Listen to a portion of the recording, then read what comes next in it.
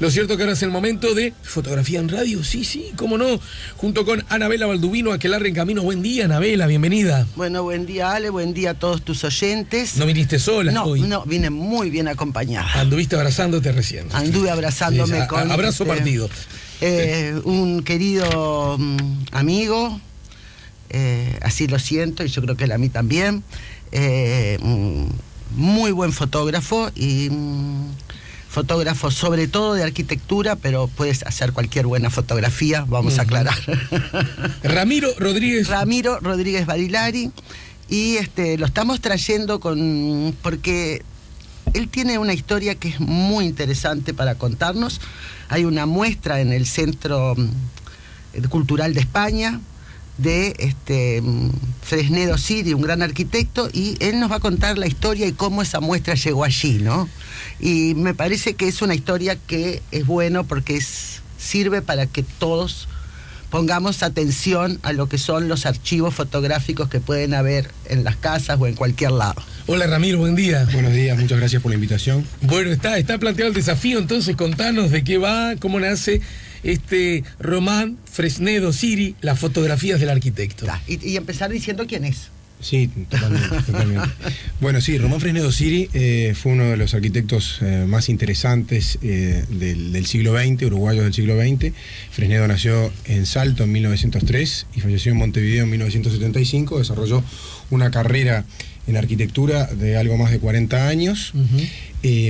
Bueno, y básicamente, para ubicar un poco a Fresnedo, podemos pensar que es el arquitecto del edificio de la Facultad de Arquitectura, del Sanatorio Americano, de las tribunas de Maronias, que son preciosas, del Palacio de la Luz. Mira. Esto de décadas del 30 y 40. Luego también fue el autor del Hipódromo de Porto Alegre, así como del edificio de la Organización Panamericana de la Salud en Washington. Un proyecto ganado por un concurso internacional. Peso pesado. Exactamente. En el Uruguay el reconocimiento que tenemos hacia los arquitectos no es del todo cotidiano, y tenemos un cierto eclipse, o el que eclipsa a todos es Vilamajó, claro, que tiene todo el derecho a estar donde está, pero que muchas veces deja a los otros eclipsados, vamos a reiterar la palabra. Bien. En todo caso, no debe ser culpa del Vilamajó, ¿no? Exactamente, es de nosotros como sociedad que no trabajamos sobre los restantes. Claro. Pero digo esto, y también digo que desde la Facultad de Arquitectura y desde el Instituto de Historia de la Arquitectura se trabaja enormemente justamente por completar esos vacíos que la sociedad tiene. Ato un cabo con otro. La semana pasada estuvimos con dos arquitectas que presentaban la aplicación Nómada Uruguay, una aplicación que nació para los arquitectos que hacen su viaje, para los estudiantes, ¿no es cierto? Para ser utilizada offline, sin necesidad de conexión, de las distintas obras que ven en sus viajes. Se desayunaron con la idea de que también estaba bueno hacer el Nómada Uruguay, obvio, que además fue presentado en el marco del Día del Patrimonio, la semana esa. Ahora me viene la genuina, pero no en el sentido a ver si están, sino todo lo contrario, estímulos que se cruzan para crecer todos.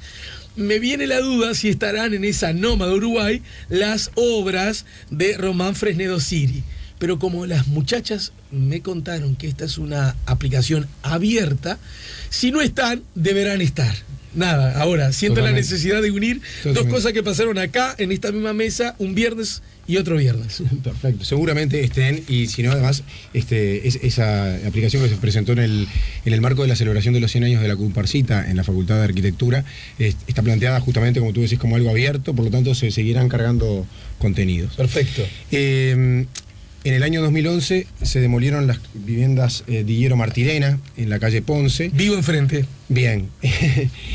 Así que viste el cambio. Lo vi absolutamente. Viste el cambio. Lo lamento mucho. Exacto, porque un tema bastante interesante es estas pérdidas, estos cambios en la fisonomía de la ciudad, generalmente no suponen un enriquecimiento. La calidad de las sustituciones generalmente, entre otras condiciones, son de menor calidad. Y en particular, yo soy cero arquitectura, no entiendo nada, no tengo conocimiento específico, ni por asomo tengo un discurso anti-edificio, anti-construcción. Vivo en un edificio de los 60s, o comienzo de los... ¿Se entiende? Lo que digo es, hacer el edificio sin tirar nada bueno, ¿no? Para hacer el edificio no me tires nada bueno. Esto tiene que ver con la memoria, con las definiciones que tenemos en relación a... Sí, con la falta de una política clara también respecto a lo que se debe considerar patrimonio, ¿no? Y también sobre la viabilidad, de mantener determinadas obras. Hay que encontrar como todos los lados, equilibrios. Tampoco sirve tener como tenemos la estación central. Exacto, bueno, ¿no? Sí, eso es una patología, claro, o sea, absoluta. Sí, ¿no? Sí, es como que hay que encontrar un término ahí. Es un tema a problematizar y a trabajar, que la sociedad no puede dejar de lado. Por lo menos asuntos que no deben pasar inadvertidos. Exactamente, ¿verdad? Porque viste que así como se dice que la peor discriminación es esa que ni siquiera se advierte, la peor injusticia es esa que ni siquiera se advierte. Bueno, por lo menos echemos luz sobre eso y después entremos a discutir. Exactamente. Invisibilizar. Exacto.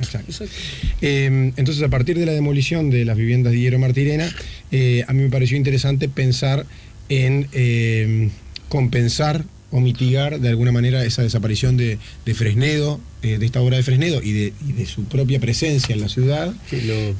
Y entonces empecé una serie de entrevistas. Es una paradoja increíble, ¿eh? Si las obras no se hubieran tirado, anda a saber si teníamos esta exposición, según tu relato, ¿no? Sin duda. Yo hace muchos años que me interesaba trabajar sobre Fresnedo, pero tomé como punto de inflexión eso. ¿Sí?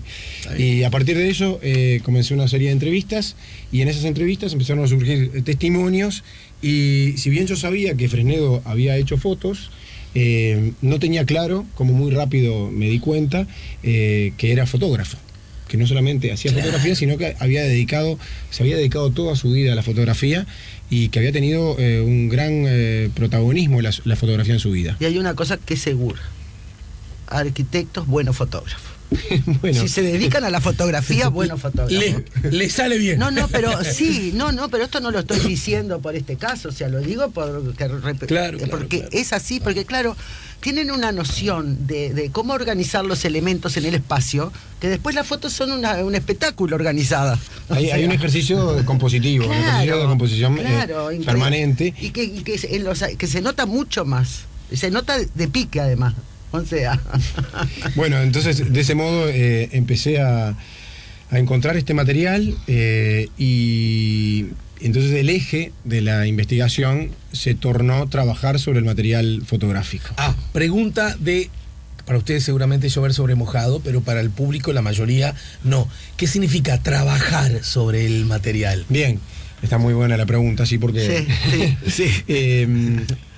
Hace un tiempo, yo antes de empezar a trabajar con el acervo Fresnedo, ya trabajaba en relación al Centro de Fotografía, tomando cursos sobre conservación de material fotográfico, y en un curso hace un tiempo con un profesor mexicano, con Osorio, el profesor dice en un momento, porque en el momento que ustedes le leguen su material analógico a alguien, y a mí me salió del alma a alguien que detestemos, ¿no? Porque ¿no? Porque claro, en realidad hay que tenerle bronca, ¿no?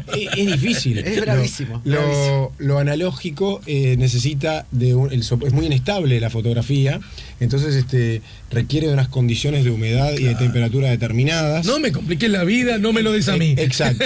Entonces, bueno, la familia del arquitecto Fresnedo conservó este material con mucho cariño en distintas condiciones, porque evidentemente uno no tiene lugar para guardar todas las mismas condiciones. En algunos casos, veces incluso no debe tener ni el conocimiento adecuado acerca de cómo guardarlo. Claro, ¿no? Lo que tenía era el gran respeto y cariño por su tío, ¿sí? Y entonces ese material estaba guardado. Algunas cosas terminaron muy bien guardadas y otras no.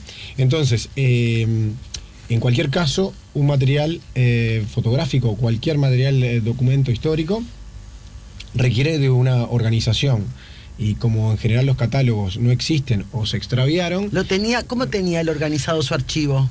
El archivo se integra por distintos materiales. En algunos casos, por ejemplo, y que es el material con el que yo trabajé en este caso, en el sector o la parte que trabajé para la muestra, se trata de negativos de formato medio, es decir, 6x6 o 6x7, 6x9, que estaban guardados en sobres, separados con hojillas.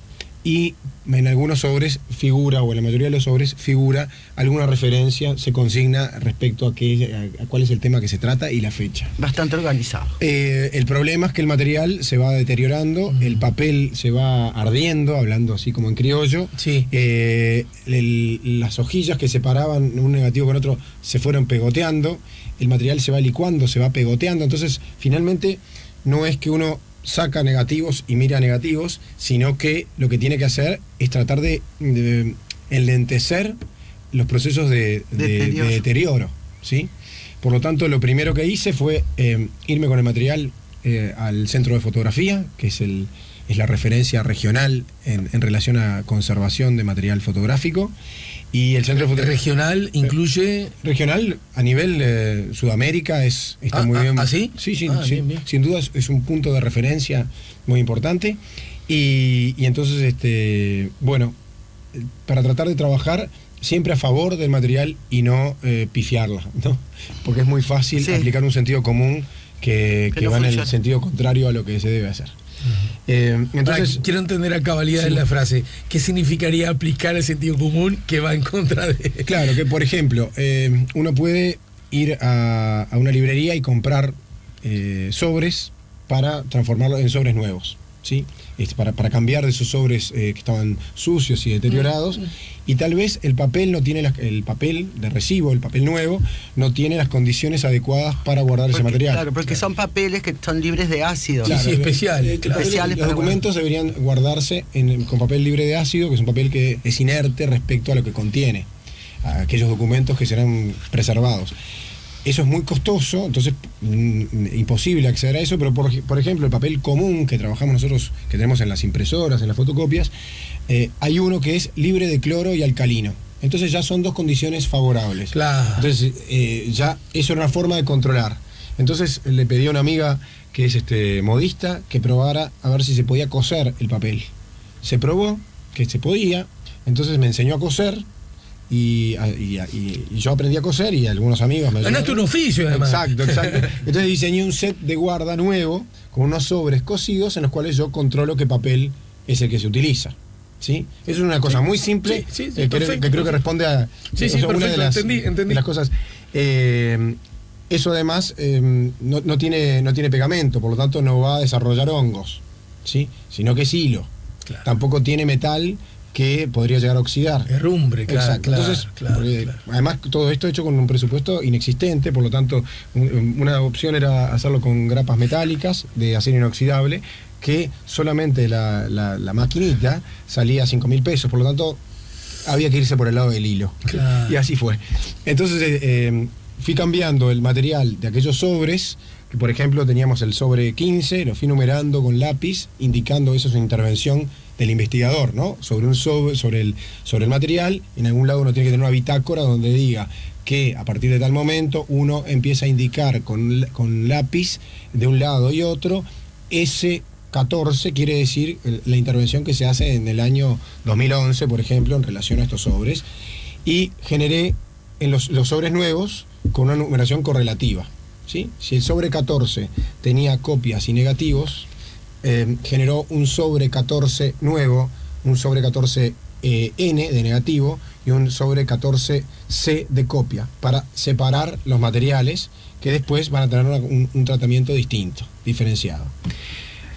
A partir de terminar esta primera fase del trabajo con los negativos de formato medio, lo que hice fue, y es lo que presenté el año pasado al Fondo Concursable para la Cultura, y el proyecto quedó seleccionado,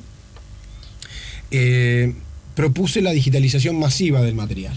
Es decir, tratar de entender de qué se trata. Cuando uno tiene copias, uno lee claramente de qué es lo que ve en las imágenes, pero cuando uno tiene negativos, por más que uno sea fotógrafo, igual es una imagen invertida, es decir, claro, uno puede aproximarse a los contenidos, pero no hay una lectura definitiva.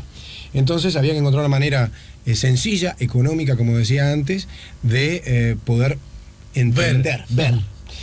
Por lo tanto, me deja mucho más tranquilo. Que ustedes puedan entender un poco mejor un negativo, pero no es que tampoco les dé igual negativo o foto, ¿no? Por lo menos a mí no. Bueno, no, o sea, los reporteros gráficos antes, ¿no? No creo que ahora, los jóvenes, pero los de antes sí, o sea, eran capaces de resolver cuál era su mejor foto. Bien. Sí. Pero era un trabajo que hacían permanentemente. Entendido. No, nosotros no lo igual hacemos. No podemos quedar todos con la consigna, aún o sea, dejando la salvedad que no es lo mismo.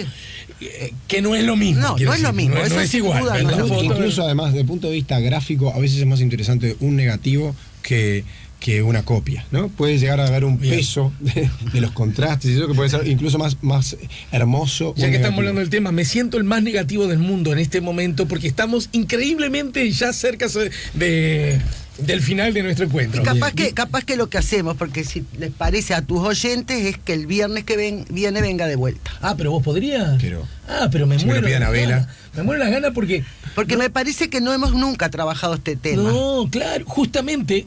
¿Sabes cómo me di cuenta? Pero ¿sabes cómo me di cuenta? Porque mal o bien, por más tronco que uno sea, después de tantos años, algunos conceptos se me han ido pegando. Permeando. Sin quererlo, lo juro. Pero en todo caso, me noté que muchas de las cosas que decía nunca las habíamos hablado. Claro, no hemos hablado de este tema. Pará, esto es otra cosa. Entonces me parece que si quiere, o sea, le damos ahora, pero seguimos el viernes que viene. Déjenme simplemente, en el final, mi querido Ramiro y mi querida Anabela, ¿esto se puede ver? Sí. ¿Dónde? La muestra, que ya contaremos cómo sigue en la próxima. Seguimos, pero mientras tanto que la gente se arrime. Está en el Centro Cultural de España, se inauguró el 14 de septiembre y está hasta el 16 de noviembre en el segundo piso del Centro Cultural de España. Rincón 629. Exactamente. El horario es de 11 a 19, de lunes a viernes, y de 11 a 17 los sábados. Bueno, buenísimo. Y yo ya lo dije la semana pasada. Que les dije que hoy venía Ramiro, que estaba bueno que vieran las fotos. Les vuelvo a decir, está bueno que las vean, porque sí saben también de qué estamos hablando, ¿no? Pero además es muy bella, de verdad que es bella. Claro. Es que estas que yo estoy viendo acá, bueno, todas, el cúmulo de preguntas las dejamos para el viernes que viene. Que tengas una muy buena semana, Ramiro. Muchas gracias y hasta dentro de 7 días. Gracias por la invitación. ¿Sí? Bueno, y contigo, Anabela, nos reencontramos la semana que viene. Nos reencontramos. Dame una cosita chiquitita. Sí. O sea, pastillita. Están abiertas, lo digo así y esto solo, están abiertas las inscripciones para los cursos del 2018. Y hay algunas, no sé cómo llamarle a esto, bueno, pero promociones a los que se inscriban antes de fin de año. Perfecto. Así que la información en la página web. Sí, y nos mandan un mail y lo contestamos enseguida. Saludos a Santiago, serán dados. Nuestro Santiago. Ya volvemos con La Mañana en Camino.